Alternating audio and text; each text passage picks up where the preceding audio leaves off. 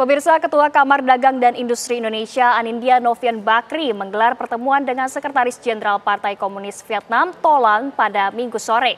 Kunjungan delegasi Vietnam ke Indonesia sekaligus memperingati 70 tahun hubungan diplomatik antara Vietnam dan Indonesia.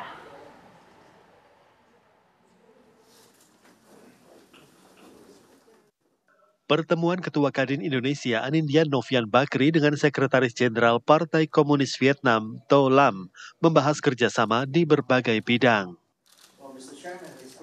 Menurut Ketua Kamar Dagang dan Industri Indonesia Anindya Novian Bakri, banyak isu strategis yang menjadi pembahasan di tengah pesatnya perdagangan, industri, dan investasi di Vietnam, terutama dalam bidang agrikultur, perikanan, dan transisi energi. Indonesia Vietnam mempunyai perdagangan 16 miliar dolar, naik hampir 20% dari tahun sebelumnya, dan ini merupakan suatu hal yang luar biasa dan bahkan bisa lebih besar lagi.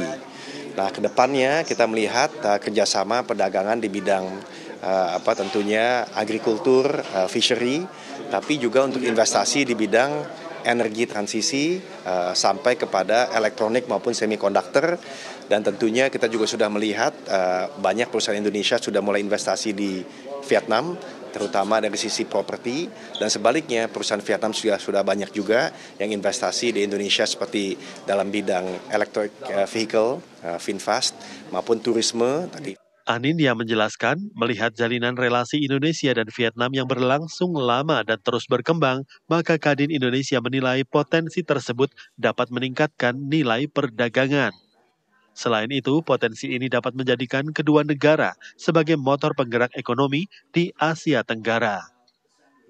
Dari hasil pertemuan tersebut, Kadin dan Sekjen Partai Komunis Vietnam menargetkan nilai perdagangan Indonesia dan Vietnam sebesar 18 miliar dolar Amerika Serikat atau sekitar 294 triliun rupiah. Dari Jakarta, Putri Sofia Dwi Kustantio, TV One mengabarkan.